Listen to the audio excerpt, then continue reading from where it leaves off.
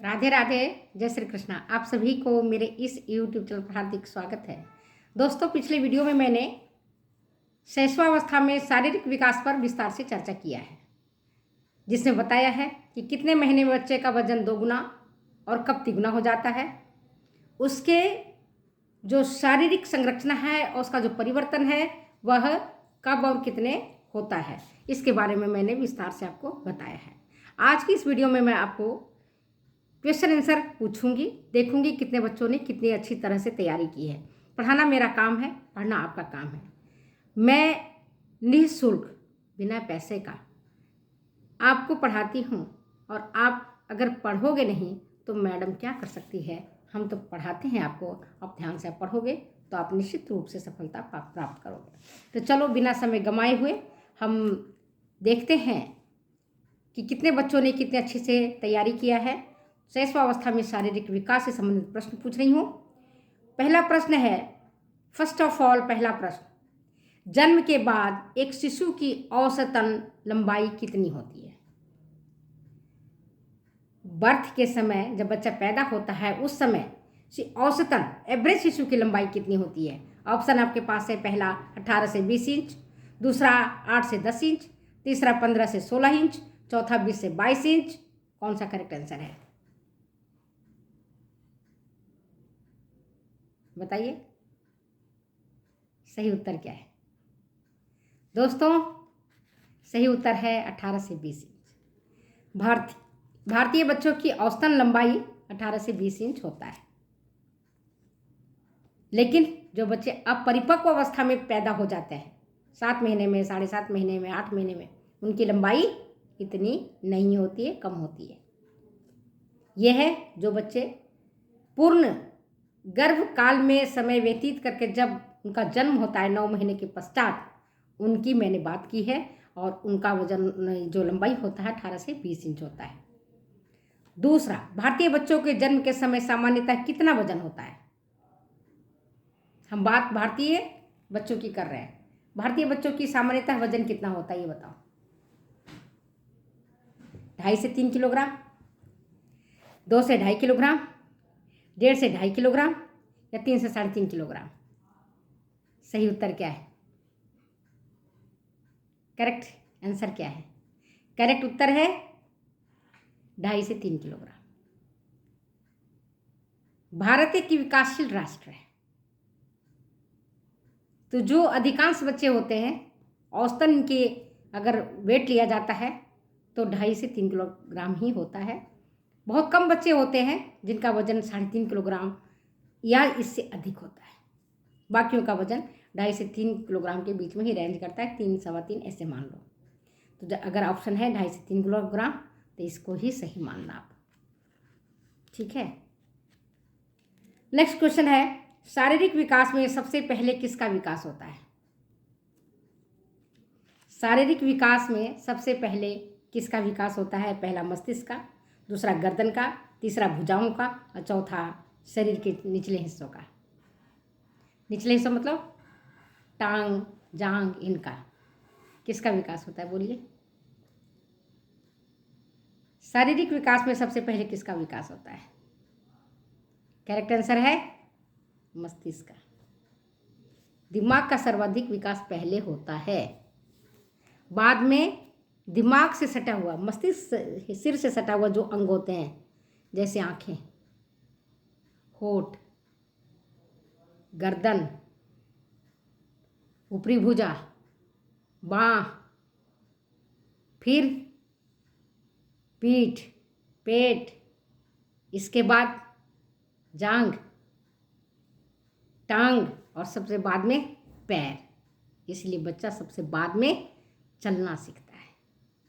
3 महीने का बच्चा अपना गर्दन संभालना सीखता है ना, गर्दन हिलाना सीखता है, दाएं बाएं, ऊपर नीचे, ये सीखता है पहले, क्योंकि मस्तिष्क का विकास सबसे पहले होता है।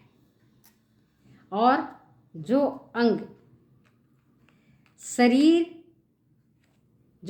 सिर से जितना पास रहता है, जितना नज़दीक रहता है, उनका विकास उतना पहले होता है। जो सिर से जितना दूर होता है उनका विकास उसके बाद होता है, ठीक है।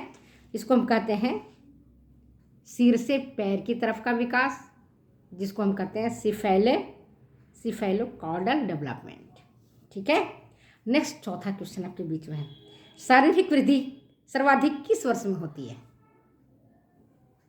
शारीरिक वृद्धि सर्वाधिक किस वर्ष में होती है? ऑप्शन आपके पहले के पास 0 से 2 वर्ष, दूसरा है 3 से 5 वर्ष, तीसरा है 5 से 7 वर्ष और चौथा है 7 से 9 वर्ष।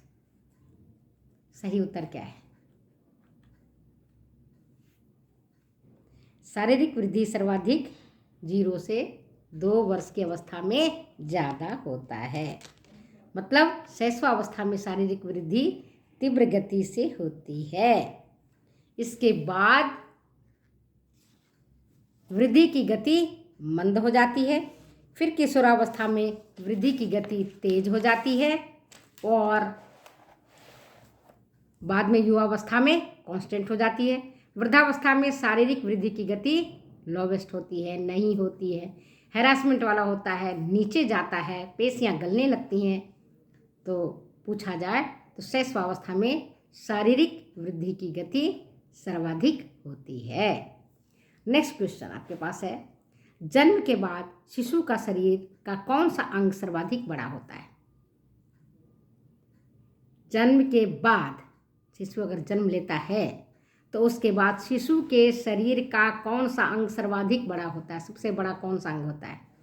प्रश्न ये है, जन्म के बाद शिशु के शरीर का कौन सा अंग सबसे बड़ा होता है? पहला पैर, दूसरा सिर, तीसरा नाक, चौथा हाथ। सिंपल क्वेश्चन है।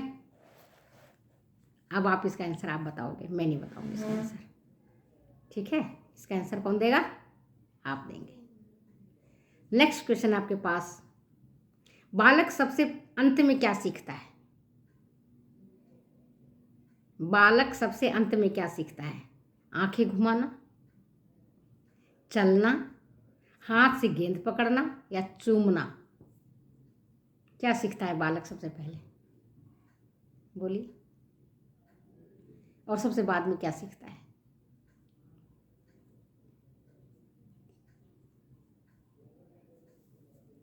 चलना। पहले पढ़ाया था और बताया था कि गतियां जो होती हैं, विकास की गति सिर से पैर की तरफ की होती है। सिर के पास वाले अंग पहले विकसित होते हैं और सिर से जितना दूर में जो अंग स्थित होते हैं उनका विकास उतना बाद में होता है, उतना धीमा होता है। इसीलिए जैसे सिर के पास कौन सा है अंग, आप देखो, आँखें। बच्चा आँख खोलता है, बंद करता है, घुमाता है, मुंह खोलता है, घुमाता है, गर्दन इधर से इधर करता है, ऊपर नीचे करता है, मुस्कुराता है, अपनी माँ को देख करके, अपने प्रियजन को देख करके हंसता है। फिर हाथ ऐसे ऐसे करता है, पकड़ने की कोशिश करता है, चेष्टा करता है और बाद में वो, चूँकि सिर से पैर की दूरी डिस्टेंस है, इसलिए वो बाद में बच्चा सीखता है। चलना सबसे बाद में सीखता है, याद रखना। ठीक है। इसके बाद है नेक्स्ट क्वेश्चन आपके पास, वो ये कि किस अवस्था में शिशु अपने जन्म के समय की तुलना में दुगना वजन प्राप्त कर लेता है? पहला है ऑप्शन आपके पास 3 माह, दूसरा है 5 माह, तीसरा है 7 माह और चौथा है 9 माह। अगर बच्चे की बढ़वार सही तरीके से चलता है तो किस अवस्था में शिशु अपने जन्म के समय की तुलना में दुगना वजन प्राप्त कर लेता है? करेक्ट आंसर है 4 से 5 महीने में। अगर सब स्वस्थ शिशु है तो 4 से 5 महीने में वो अपने जन्म के समय से दुगना वजन प्राप्त कर लेगा। अगर जन्म के समय किसी बालक का वजन 3 किलोग्राम है तो 4 माह से 5 माह में उसका वजन 2 गुना हो जाना चाहिए, 6 किलोग्राम का हो जाना चाहिए। 5 माह भारतीय परिवेश में दुगुना हो जाना चाहिए। 6 माह भी मान सकते हो और 1 वर्ष में वो तिगुना हो जाना चाहिए। 5 वर्ष में 5 गुना हो जाना चाहिए, तब सोचोगे कि सही डेवलपमेंट चल रहा है बालकों का, अन्यथा सही डेवलपमेंट बालकों का नहीं हो रहा है। ठीक है। नेक्स्ट क्वेश्चन है आपके पास, जन्म के बाद शिशु का वजन प्रथम 8-10 दिन में कम हो जाता है, इस गिरावट को हम क्या कहते हैं? अक्सर आप देखेंगे कि जब बच्चा पैदा होता है तो 8 से 10 दिन में या 15 दिन में उसका वजन जितना रहता है उसकी तुलना में वो कम हो जाता है। तो उस कम वजन होने के पीछे क्या कारण है, और उस जो गिरावट को हम क्या कहते हैं? शारीरिक क्षति पहला, दूसरा जन्मकालीन हानि, तीसरा शरीर का पानी सूख जाना, और चौथा इनमें से कोई नहीं। करेक्ट आंसर क्या है बोलिए? करेक्ट आंसर क्या है बेटा?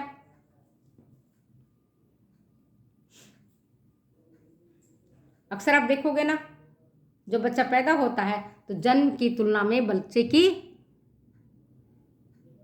वजन 10 से 15 दिनों में गिर जाता है, फर्स्ट सेकंड वीक में। उसको हम क्या कहते हैं? उसको कहते हैं हम शारीरिक क्षति। इसमें उसका वजन जो है बच्चे का 5 से 10% तक कम हो जाता है। इसको हम जन्मकालीन हानि कहते हैं। इसका मुख्य कारण है बालक अपने माता की गर्भ में एमनियोटिक फ्लूइड में तैरता रहता है, तो पानी से फूला हुआ रहता है, लेकिन जब वो आता है धरती पर तो जो उसका जन्म का पानी है, जो एमनियोटिक फ्लूइड में बच्चा तैरते रहता है, जिस कारण उसका फूला फूला शरीर रहता है, वो धीरे धीरे वातावरण आकर के सूखता है, जिसको हम कहते हैं जन्मकालीन हानि। ठीक है। और फिर वो धीरे धीरे अपने पहले वाले वजन को प्राप्त कर लेता है, और धीरे धीरे फिर बच्चा 30 ग्राम पर डे के हिसाब से 40 ग्राम पर डे के हिसाब से बढ़ता जाता है। और फिर ऐसे करते करते वो 4 से 5 महीने में जितना उसका जन्म के समय का वजन है उसे दुगना प्राप्त कर लेता है, अगर बच्चा स्वस्थ है तो, और बच्चे पर पूर्ण रूप से ध्यान दिया जाता है तब। और एक लास्ट क्वेश्चन आपके बीच में, नवजात शिशु के सिर एवं शरीर का अनुपात कितना होता है? नवजात शिशु के सिर एवं शरीर का अनुपात कितना होता है? 1:2, दूसरा 1:4, तीसरा 1:6, चौथा 1:8। सही उत्तर क्या है बोलिए? नवजात शिशु के सिर एवं शरीर का अनुपात कितना होता है? 1:2, 1:4, 1:6, 1:8। करेक्ट उत्तर है 1:4। नवजात शिशु के सिर एवं शरीर का अनुपात होता है 1:4। मतलब सिर सबसे बड़ा होता है जब बालक पैदा होता है, तो सिर अन्य अंगों की तुलना में सबसे बड़ा होता है। और जब बच्चा पैदा होता है, नॉर्मल डिलीवरी होती है, तो निकलने में सबसे पहले सिर अगर निकलता है तो अन्य अंग आसानी से निकल जाते हैं। सिर को ही निकलने में दिक्कत आती है, क्योंकि सिर ही अन्य अंगों की तुलना में बड़ा होता है। अगर सिर निकल जाता है तो धड़ और पैर तो बड़ी आसानी से निकल जाते हैं। ठीक है। और वहीं वयस्कों में यह अनुपात 1:8 होता है। और लास्ट 10वां क्वेश्चन, नवजात शिशु के चेहरे एवं सिर के गोलाई में क्या अनुपात रहता है? सिर और चेहरे की गोलाई में क्या अनुपात रहता है? 1:2, 1:4, 1:8, या इनमें से कोई नहीं? इन दोनों प्रश्नों का उत्तर आप दीजिएगा, मैं नहीं दूंगी। चलिए अपने वीडियो को यहीं विराम देती हूँ, फिर मिलती हूँ अगली वीडियो में अगली बातों के साथ। ओके।